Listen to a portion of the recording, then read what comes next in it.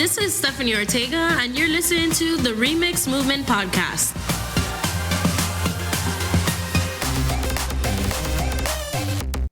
The Remix Movement Podcast. Hi, Stephanie. Hi, Louis. Why are you laughing? You said that at such a high pitch. Was it really high? Yeah, you're like, hi, Stephanie. Like, you had to think about it. Oh, no, not at all. Oh, man. Well, it has been a good week so far, and let me tell you that. Yes, it has. I feel like my week has gone by super fast. It has for me as well. It's gone by fast, but it's been great. I mean, honestly, like, I can't complain. I don't have any complaints at this moment. I feel like God is just working in me, and it's all good. That is fantastic. How about your week? You feel the same way? It's going by. Yeah. Well, once you hit Wednesday, Thursday and Friday is a breeze. That is true. I have a coworker who says that all the time. I feel like Wednesday is like just 2 days away from the weekend. That's exactly what it is. That is true. All right. So last week's challenge, guys, was to take a leap of faith and do something radical for one of your New Year's resolutions that you have. So, Louis, I'll open it up with you. What are you going to be doing for a leap of faith in one of your resolutions? Can you repeat that? It was to take a leap of faith in one of your New Year's resolutions, to do something out of faith and radical to accomplish one of your New Year's resolutions. Okay. Mine was putting down the cell phone. Putting down the cell phone. Yes. Cling, cling. I like it. Yeah, I'm very stuck to my cell phone. Okay. So now I limit my use, especially like on social media. Hey, that's good. You know, they have like this monitoring thing like on your screen time. So like if you have an iPhone, at the end of the week, your iPhone will tell you your screen time. That is awesome. And somebody at work was telling me that like he doesn't like social media at all. Okay. And his social time, I think, was 3 hours. And he's trying every week to get it down 1 hour. That's really good. And I'm like, wow. It's really hard, though, in the society we live in. I feel it's been kind of rough. Yeah. But I'm putting my faith in there and making it happen. That is awesome. So for me, I think I'm taking a leap in my finances and trusting God more. I think that I'm literally just taking a leap and just being like, you know what, God, I'm not going to say I can't afford it. I'm not going to walk around saying, I like these pair of shoes, but I'm not going to buy it because I can't afford it. What I'm going to do is I'm going to look at it and say, you know what? I'm coming back. I am coming back next week. There you go. I'm going to purchase these shoes. I don't know exactly what size, what aisle, and I'm just putting my faith in. And it might sound crazy, but you know what? I'm being smart in the way I do it. And the same goes with my bills. I am not stressing out if I get another medical bill. That's a big leap. That is a huge leap. Yep. And that's a big trust in God. So it's going to happen. Awesome. All right. So, Louis, what's the topic that we're going to be talking about today? I thought for this episode that we'd talk about throwing away our idols. Throwing away our idols. Oh, yeah. Hence the name American Idols. American Idols. You know, Yeah. I thought you should have named it American Idol. No. And let me clarify why. Okay. Because personally, each person can have more than one idol. Oh, okay. And, obviously the more idols we have, the more disconnection we're going to have in our relationships. Okay. Especially with God. Yes. And when we talk about idols, we're talking about distractions. Yes. Or images, areas, even people. Because sometimes we For can sure. put people. There's definitely different types of idols. Money, fame, pride, success is a huge one. Oh. That I feel that America faces because we rely heavily on our success. Yeah. We kind of use it as a ranking, though. Like if, Absolutely. like it's really funny. It's like somebody told me 85% of men will ask other men after they introduce themselves, what do they do for a living? That is true. And I feel like once they do that, it's because they're trying to find out, okay, which category do I put them in? Somebody who is serious about their career and knows what they're talking about, or like somebody who's still trying on their journey to find out what's going on. For sure. But like I can definitely see how like success can be like an idol for people. And it gets to a point where, you know, families are affected. Yeah, torn apart, separated, for sure. ignored. I mean, when you have an idol, like I think it robs you of like your time and your energy. Sometimes it can rob you of your devotion to God. For sure. Right? Absolutely. Like sometimes you can be so involved in an idol and not know it's an idol. Yeah. So like let's say you like to play PlayStation, right? Mm-hmm. Yep. And you spend maybe 4-5 hours a day. And then while you're playing PlayStation, your spouse is like, hey, honey, and trying to have a conversation with you. And then by accident, you shut them up. Right. Then that's an idol. Like the It's- moment that there's like a disrespect because you think that they're disrupting something that you really like, Right. like that's an idol. Right. It really does take control. Exactly. Something that you thought was going to be a harmless hobby has now turned into an idol where it's affecting your relationships, right? And I honestly, like, I think hobbies are fine. It's good. But like you said, when it takes time away, Or it's just like it takes it to like a whole nother level. Like Right. I said, like if you disrespect somebody just because they tried to remove an idol, sure. you know, like that's a big thing. And I think Absolutely. in our society also people think money is an idol. And Money is an idol. An Yes, idol. An Like idol. like people will be like, well, if I don't have enough money, I don't have my social status. And I can't hang out with you on the weekends because I have to work overtime and I have to get this done. And like they make this such an idol that like even people trying to impress other people can be an idol. Sure. And they'll take people out. Hey, yeah, I'll hang out on the weekend, not knowing that they don't even have the finances to do it. That is true. I mean, this is a really good topic. I like this topic. So now that we have explained idol, we've explained why it's idols with an S. Right. Multiple. Plural. Multiple. We're going to just jump right in. I think this is a good time to just jump right in. Okay. All right. So we're going to Exodus chapter 20, and we're going to be reading verses 1 through 4. 5. Oh, 1 through 5. My Yeah. bad. 1 through 5. 1 through 5. So let's see if I can do this. I can do this. You can do it. I believe in you. I can do this. This is perfect. All right. And then also, guys, just so you know, we did post a picture on Instagram of our studio. Awesome. So yeah. so you guys can see what we're dealing. So when you see like, let's see if I can do this, is because like my hand is around one of the like microphones and my Bible's like right in front. Pretty much. So that I could be able to like talk in the microphone while reading. Yeah. All right. But I hope you guys really like it because like I think it's a really cool studio. Yeah, and I'm sure you'll appreciate it more once we go live with video. So that'll be. Yes, work in progress. It is. It's work. All right. So Exodus chapter 20, and I'm going to be reading verses 1 through 5. And it says, then God gave people all these. I said that right? Yeah. Then God gave the people all these instructions. I am your God, your Lord.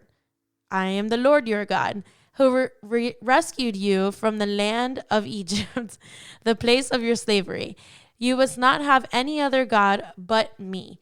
You must not make for yourself an idol of any kind or an image of anything in the heavens or on the earth or in the sea. You must not bow down to them or worship them, for I, the Lord your God, am a jealous God who will not tolerate your affection for any other gods. Should I continue? Yeah, go ahead. All right. I lay the sins of the parents upon their children. The entire family is affected, even children in the 3rd and 4th generation of those who reject me. Yep. And actually, 6 is pretty good too. I'm just going to read 6. But I lavish unfailing love for 1,000 generations on those who love me and obey my commands. And this is literally the first command of the 10 commandments that were given to the people. Yeah, and it's number one for a reason. Yes, this is literally number one. So this top is, on the list. Yeah, this is God saying like, hey, I am almighty. I am powerful. I am the creator, and don't even think about putting anything before me. Well, I know, like, in biblical times, he's probably saying this because at that time there were like other religions, there were other like false gods. Well, this is when okay, so the story is, Moses on the rock, right? And God is giving him the 10 commandments, right? At the time, Moses had already moved the Israelites out of Egypt, and the Israelites, they're kind of like in this like complaining mode. Like I feel like they're like that a lot of times. Yeah, they were complaining so much that God was just like, you know what, like we gotta put a set of rules for you guys. Like I need to let you know what the rules are and why I do them. For sure. And you know what, like. Again, like in this time, they may have had other type of gods. They may have other type of sculptures. I know back then they had like the cow that was made out of gold. Right. I think his name was Baal, Baal. Okay. And, God was basically saying like, there should be absolutely nothing, no one, anything and everything should not, like, I should be above anything and everything. Right. It's basically what he's saying. He's like, and he even says it. He says, I'm a jealous God. That's right.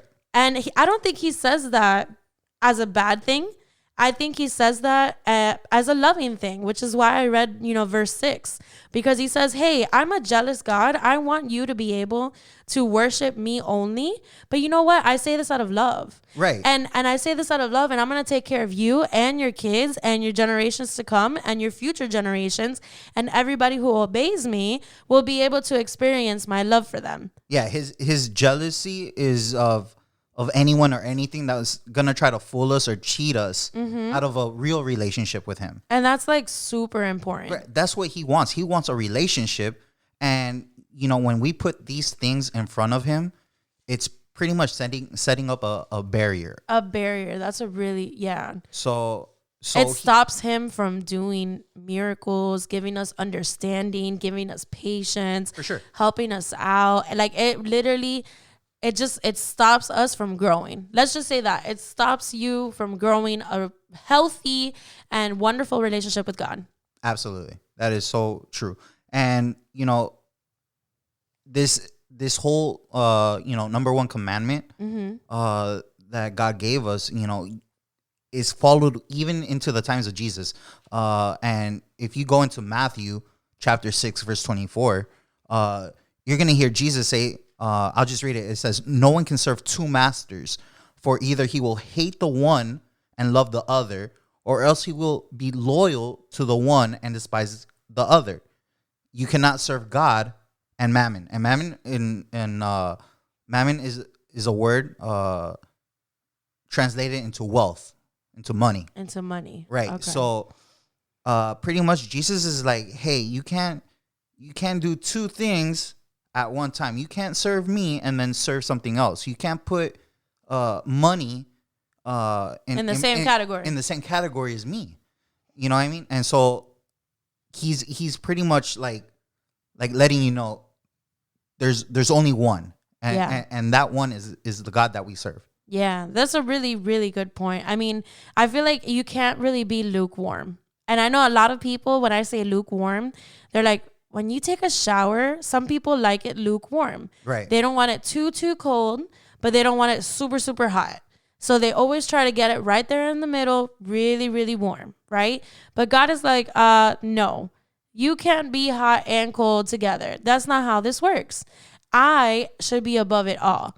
I am the one who's your provider. I'm the one who's going to open the doors for opportunity. I'm the one who's going to give your healing. I'm the one who's going to be able to give you a fulfilling life. Peace and joy. Exactly. And it's funny because, we sometimes tend to find peace and joy in other places. trying to fill voids in our life, and so we go out clubbing, or we go out and do things that just really don't establish a relationship with God. It doesn't gratify him at all. Not at all. And so when we're there partying and drinking and just swinging around town and stuff like that, that's definitely an idol that we put before God. It's the time that we're taking away, that time that we can be praying, time that we can be studying, time that we can be reading His Word. In community with other fellow, Christians that are going to help you out. Mm-hmm. So it's very clear, and again, that's why that one commandment is number one on His list, because it is so easy to put on the bottom. Yeah, and we constantly need to remind ourselves, like, who God is, who's the creator, who is the almighty and powerful, who is the king above all kings, and just our number one love, which is God, right? So I think this was a necessary topic to bring to the remix, as a friendly reminder to everybody that you should not have any American idols. Right. And I think it's funny that you put American. So I put American because, well, for one, we're in America. We're in America, right? This isn't just for Americans, but it's what we see in today's society in America. Yeah. We see a lot of this. We even put politics in front of God, and we believe it more than the word that's written in scripture, which is it is wrong. And I feel like, what, when we do things like that and we don't notice it, that's when literally our lives, we feel like it's breaking down, right? Like sometimes you can get an idol, you will have an idol and not recognize it's an idol. And like you'll feel like your life is just, you'll get a million problems. For sure. Well, why is this not working? And why is that not working? And why does my boss have a problem with this? And why is she treating me differently? And what you don't recognize is the reason why your life is in chaos is because you removed God as your number one, as your primary focus, and you've tried to replace Him with an idol, with something that's taking up your time, your energy, and your devotion. That's right. And essentially, you've activated the spirit of fear in your life. Yeah, that does happen when you have other idols. Yeah, absolutely. The money again, because it's a huge one in America. We're a wealthy country, and so money. If you don't have enough, you need to do something about it, right? And some people are just willing to go to the very lows to finance whatever their lifestyle may be. And right? That's a good point. Like, guys, there's nothing wrong with money. Money literally is the second thing most popular in the Bible that's discussed. It's huge. Yeah. There's nothing wrong with money. The only problem is the love of money. Right. The pursuit of money. The ability to want and want and want and think you don't have enough, to the point where, like I said, it feels like it's taking over your life. That is what the idol is. So like, we're not against money. You can go ahead, you can have a job, you can make money. If you need to have 2 jobs, I understand. We live in America, sometimes it's expensive. But if you choose to make that a priority, where it's taking away from your time from others, your time with God, it's taking away like your Sundays when you should be in church, fellowshipping with God in His house. And if it's taken away also like your devotion, like you said, like your time with God in prayer, if you are not thinking about God in one day, you have an idol somewhere. For sure. If you literally have not thought about God, have woke up, have done your day-to-day stuff, and have not considered that God is in control and prayed to Him, there's an idol there that you may not know and that you really need to take control of. One thing that I've noticed a lot, and this is because, we're all surrounded by the social media, right? Mm-hmm. You know, what's on Facebook, what's on Instagram, what's on TikTok. TikTok, sure. You know, these things. Snapchat, yeah. All these platforms, right? You know, people see these things and want to be these things. People are investing a lot of time, a lot of money, a lot of efforts into YouTube also, into becoming famous. You know, everybody wants to be a supermodel, or everybody wants to be a vlogger, touring the world, or everybody, you know, is looking for likes and subscriptions, and you know, they're not that they are in pursuit of, but they're consumed by it. That's what it is. Right. They're not. You don't need to, you know, feel loved, but you're looking to fill an audience. Yeah. Right. And you know, some people are just nosy. Sure. Some people are super nosy, and they just have a social media platform so they can just check other people. Maybe whatever it may be. Yeah. But if we're so engulfed into this media and not taking the time to get more connected with God, then we've made the media an idol. And again, like, guys, it's not that we're against social media. No. It's like, if social media has taken over your time and energy and devotion, if you are not using that to benefit your relationship with Christ, like, that's what we are trying to tackle. Yes. Because you can use social media for Christ. Oh, it's a great resource. It's a great tool. Yeah, you can find things in there for encouraging words. You can find things in there to help you out. I am not against you taking a picture on Sunday at church. No, that is awesome. Sharing the love of God. For sure. But that is definitely a way to reach. Yeah, I think what Lewis is trying to say is, if you are literally consumed with it, if it takes your attention and literally spends hours and hours and hours, like, invested in it, and you haven't really taken the time to recognize who God is, then I believe it's an idol. Right. And maybe you will find that in as you examine your lifestyle. Yeah. You know, and that's pretty much what the challenge is going to be about. Explain the challenge, Stephanie. Okay, so the challenge is basically to examine your life and identify the idols that you may have, and just throw them away. Throw them away. Get rid of them. Get rid of them. So, like, if you see, like, you know what, like, maybe I do spend a lot of time on social media when I can spend more time in my relationship with God. Or maybe it's not even social media. Maybe it's like you have an idol when it comes to YouTube. Sure. You're watching videos every day. You're watching videos or Netflix every day. And you just, again, if you have not taken the time to recognize who God is, to spend time with him, to pray, to read your word, to fellowship with other believers, then that's an idol. So the challenge is basically to examine what's taking control of, you know, your day to day, what's consuming you, and identify maybe like one or two idols. If you want to put more than that, then that's fine. But it's a work in progress. Sure. Like, I feel like when you have an idol, after you identify it, like, in order to throw them away, like, you have to really sacrifice.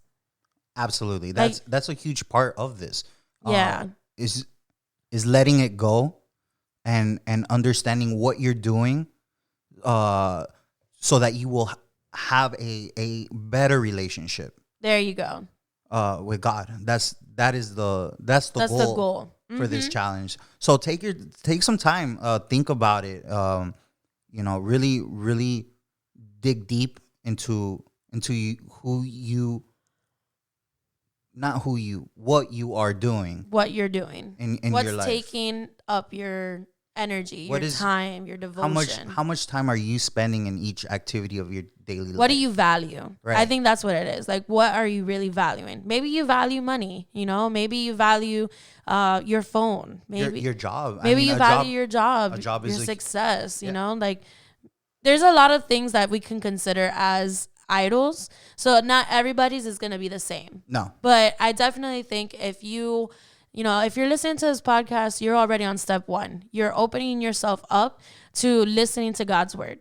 For sure. And then I feel like, you know, you're on this episode and you're like, hey, man, like, maybe I need to grow in my relationship with God, and there are a few idols, and it is God's commandment. Let me obey God. Yeah, and this episode was not meant for you to feel down about what you're what you have put your time into. It's more to help you grow so that you can develop more a relationship with God. Agree. Yes. Amen. Amen. So we want to thank you. Thank you so much for tuning in. Yeah, and please catch us on the next episode. Yes, catch us on the next episode. We really appreciate your feedback, everything, and your comments and sharing. Guys, share away. Share who God is. Share what He's doing in this ministry. Absolutely. Thank you so much. Thank you. If you enjoyed listening to this podcast, follow us on Facebook and Instagram at The Remix Movement for more updates. Send us a DM with your feedback, questions, and any topics that you would like to hear in any of our future episodes. Thank you and God bless.